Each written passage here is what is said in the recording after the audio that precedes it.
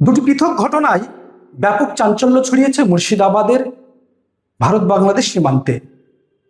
ভারত বাংলাদেশ সীমান্তের রানীনগর থানায় এবার 7 বাংলাদেশি গ্রেপ্তার। জানা গিয়েছে ভারত বাংলাদেশ সীমান্তের কাহারপাড়া এলাকায় 7 যুবক কাহারপাড়া মাঠ এলাকায় ঘোরাঘুরি করছিলেন। ঠিক সেই সময় গোপন সূত্রে খবর পায় রানীনগর থানার পুলিশ। রানীনগর থানার পুলিশ তাদের ধাওয়া করে 7 জনকে আটক করে জিজ্ঞাসাবাদ করতেই জানা যায় তারা বাংলাদেশি।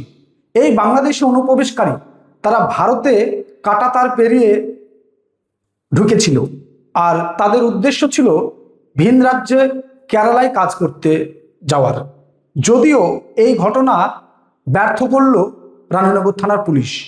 আমরা বরাবরই দেখেছি রাজ্য সরকার পরিবর্তনের পর রাজ্যের মুখ্যমন্ত্রী শুভেন্দু অধিকারী বাংলাদেশিদের নিয়ে কড়া ভাষণ দিয়েছেন। ঠিক সেই মতোই রাজ্যের পুলিশ প্রশাসন সবসময় সীমান্তে নজরদারিতে তৎপর। 0% টলারেন্স করছে তারা।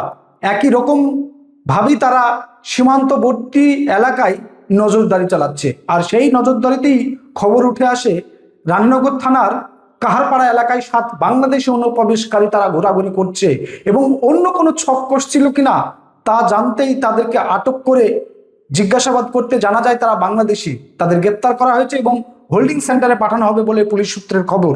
তবে এই বাংলাদেশি অনুপ্রবেশকারী শুধুই কি ভিন রাজ্যে কাজের জন্য এসেছিল নাকি অন্য কোনো উদ্দেশ্য ছিল তা নিয়ে কিন্তু সংশয় প্রশ্ন রয়েছে। আর সেই প্রশ্নের উত্তর খুঁজতে তাদের জিজ্ঞাসাবাদ চালাচ্ছে রানীনগর থানার পুলিশ। তবে 7 জনই কিন্তু যুবক বলে দেখা যাচ্ছে বা জানা যাচ্ছে। অন্যদিকে 2100 অর্থাৎ 2100 নিষিদ্ধ কাশির সিরাপ ফেনসিডিল উদ্ধার হয়েছে সাগরপাড়া থানা পুলিশের হাতে। ওই নিষিদ্ধ কাশির সিরাপ ফেনসিডিলগুলি বাংলাদেশের উদ্দেশ্যে পাচার করার চিন্তা ভাবনা করেছিল। ঠিক সেই সময় সাগরপাড়া থানার পুলিশ সাগরপাড়া থানার অন্তর্গত সাহেবনগর ডোমপাড়া এলাকা থেকে ওই পিকআপ ভ্যানটিকে আটক করে তল্লাশি চালাতে সেখান থেকে উদ্ধার হয় 2100 নিষিদ্ধ কাশির সিরাপ। অন্যদিকে ওই পিকআপ ভ্যানের খালাসি এবং ড্রাইভার রাতের অন্ধকারের সুযোগে এবং পাটের ক্ষেত দিয়ে পালিয়ে যায় বলে জানা গিয়েছে। তবে এই দুইটি ঘটনায় ব্যাপক চাঞ্চল্য ছড়িয়েছে মুর্শিদাবাদের ভারত বাংলাদেশ সীমান্তের রানীনগর এবং সাগরপাড়া সীমান্তে। দেখুন সেই চিত্র সরাসরি।